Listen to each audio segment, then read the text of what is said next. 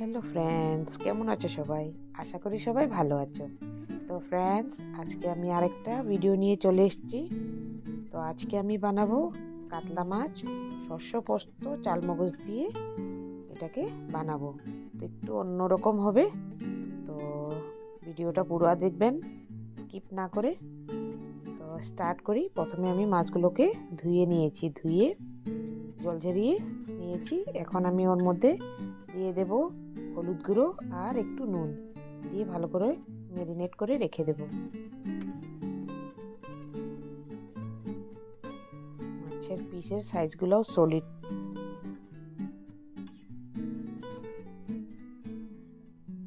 কাতলা মাছ বড় হলেই ভাল লাগে খেতে।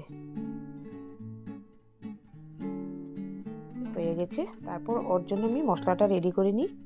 গ্রাইন্ডারে দিয়ে দিয়েছি বড় চামচে 1 চামচ সরষে, বড় চামচে 1 চামচ চালমগজ আর বড় চামচে 1 চামচ পোস্ত দিয়ে এটাকে আমি ফাইন পেস্ট করে নেব।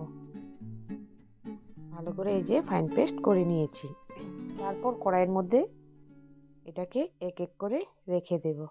এখন আমি এটা গ্যাসের মধ্যে দেইনি, আমি এমনি কড়াইয়ের মধ্যে সবগুলোকে রেখে দিলাম।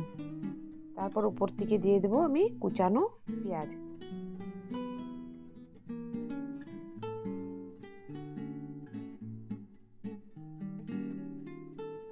পেঁয়াজটা দেওয়ার পর দিয়ে দেবো পেস্টটা, সরষে পোস্ত আর চালমগজের পেস্টটা দিয়ে উপর দিয়ে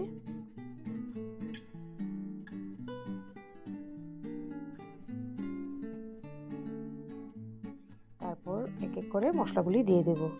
হলুদ গুঁড়ো,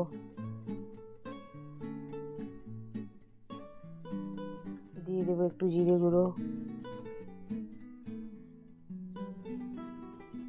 আর দিয়ে দেবো লঙ্কা গুঁড়ো। তারপর দেবো স্বাদ মতন নুন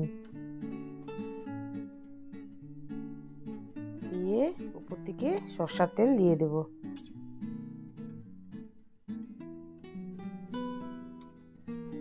দিয়ে এটাকে ভালো করে মেখে নেব।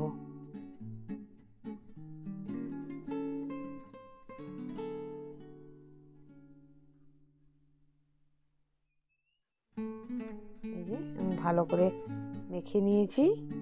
তারপর গ্রাইন্ডারটা ধুয়ে জলটা দিয়ে দেব।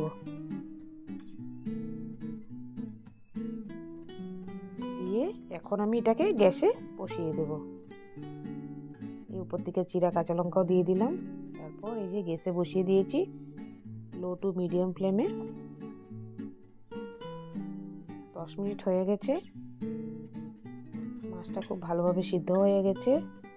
এখন আমি উপর থেকে কাসুরি মেথি দিয়ে দেব। আপনারা চাইলে ধনিয়া পাতাও দিতে পারো। এই যে দেখতে খুব সুন্দর হয়েছে, খেতেও মন স্বাদ হয়েছে। একবার এইভাবে বানিয়ে দেখবেন, খেতে খুব ভালো লাগবে। তো হয়ে গেছে আমার রান্না কমপ্লিট। তো ফ্রেন্ডস, আমার ভিডিওটা ভালো লেগে থাকলে like, comment, share and subscribe করে দেবে। ধন্যবাদ।